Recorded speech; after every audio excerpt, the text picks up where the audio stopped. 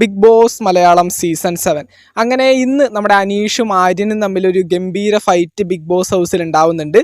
നമ്മുടെ ആര്യൻ കിച്ചൺ ടീമിൽ ആരോടും ചോദിക്കാതെ ചെന്ന് ഫുഡൊക്കെ എടുത്ത് എന്നുന്ന സമയത്ത് നമ്മുടെ അനീഷ് വന്നിട്ട് പറഞ്ഞു, കിച്ചൺ ക്യാപ്റ്റൻ ഇത് ശരിയല്ല, ഒറ്റയ്ക്ക് ഒരാളൊരു ഫുഡ് എടുക്കുന്നത് ശരിയല്ല എന്നുള്ള രീതിയിൽ അനീഷ് നമ്മുടെ ആര്യൻ്റെ അടുത്ത് പറഞ്ഞപ്പോൾ ആര്യൻ വന്ന് പറഞ്ഞു, ഒന്ന് പോടാ ക്നാപ്പ, ഇതെൻ്റെ ഉപ്പുമാവാടാ എന്നുള്ള രീതിയിലൊക്കെ വന്ന് പറഞ്ഞപ്പോൾ നീ എന്തിനാണ് എന്നെ ക്നാപ്പ എന്നുള്ള വിളിക്കുന്നതെന്നുള്ള രീതിയിൽ അനീഷ് ഭയങ്കരമായിട്ട് ഷൗട്ട് ചെയ്തപ്പോൾ നീ നിൻ്റെ പിതാവിനെ പോയി സ്മരിക്കടാ എന്നുള്ള രീതിയിലെ കാര്യം പറഞ്ഞു.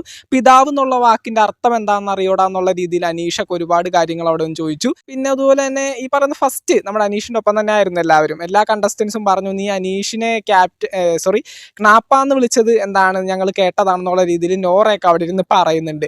അപ്പോൾ അത് കഴിഞ്ഞതിന് ശേഷം ഭയങ്കരമായിട്ട് ഇവർ തമ്മിലൊരു ഒരു ഫൈറ്റ് ഉണ്ടാവുന്നുണ്ട്. അതിന് ശേഷം ഈ പറയുന്ന അനീഷ് നീ ശരിക്കുള്ള യോദ്ധാക്കളെ കണ്ടിട്ടില്ല എന്നുള്ളൊരു രീതിയിലൊരു വാക്ക് പറയുന്നുണ്ട്.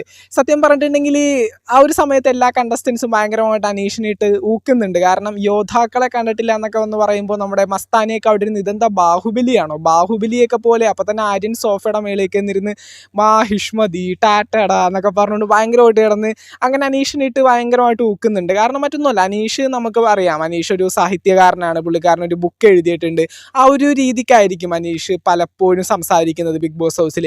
ഭയങ്കര അർത്ഥവത്തായിട്ട് സംസാരിക്കാനായിട്ട് അനീഷിന് ഭയങ്കര താല്പര്യമുണ്ട്. അതുകൊണ്ട് തന്നെ ഇപ്പോഴത്തെ നമ്മുടെ ആര്യൻ, മസ്താനി, ബിന്നി, നൂറ അത്തരത്തിലുള്ള കണ്ടസ്റ്റൻസിന് അനീഷിൻ്റെ ചില വാക്കുകളോട് യോജിക്കാനായിട്ടോ അല്ലെങ്കിൽ അതിനെ അനീഷ് വിചാരിക്കുന്ന ഒരു രീതിയിലേക്ക് അതിനെടുക്കാനായിട്ടോ ഒന്നും ഒരിക്കലും മറ്റുള്ള കണ്ടസ്റ്റൻസിന് സാധിക്കില്ല. മച്ചാനെ പൊളിച്ചു എന്നുള്ള രീതിയിലൊക്കെ സംസാരിക്കുന്ന ആൾക്കാർ യോദ്ധാക്കൾ എന്നൊക്കെ പറഞ്ഞ് കേൾക്കുമ്പോൾ അത് ശരിക്കും ഒരു അനീഷിൻ്റെ മനസ്സിൽ എന്ന് വെച്ചിട്ടുണ്ടെങ്കിൽ ശരിക്കുമുള്ള യഥാർത്ഥ കണ്ടസ്റ്റൻസിനെ എതിർക്കാൻ പറ്റുന്ന കണ്ടസ്റ്റൻസിനെ, അടിപൊളിയായിട്ട് ഗെയിം കണ്ടന്റ് ഉണ്ടാക്കാൻ പറ്റുന്ന കണ്ടസ്റ്റൻസിനെ നീ കണ്ടിട്ട് എന്നൊരു രീതിയിലാണ് അനീഷ് അത് മീൻ ചെയ്തത്. പക്ഷെ പലപ്പോഴും അനീഷിൻ്റെ അത്തരത്തിലുള്ള വാക്കുകൾ ഇവർക്ക് ആ ഒരു രീതിയിലേക്ക് യോജിപ്പിച്ചെടുക്കാനായിട്ട് സാധിക്കാത്ത പല സന്ദർഭങ്ങളും നമ്മൾ ബിഗ് ബോസ് മലയാളം സീസൺ 7 ഇന്നേ വരെ കണ്ടിട്ടുണ്ട്. അപ്പോൾ അത്തരത്തിലൊരു ഫൈറ്റ് ബിഗ് ബോസ് ഹൗസിൽ ഉണ്ടാവുന്നുണ്ട്. ഭയങ്കര വലിയൊരു ഫൈറ്റാണ്. നല്ല രീതിയിൽ തന്നെ കൊമ്പ് കോർത്ത് രണ്ടുപേരും മുട്ടിയില്ല എന്നുള്ള രീതിയിലൊക്കെ വന്ന് നിൽക്കുന്നുണ്ട്.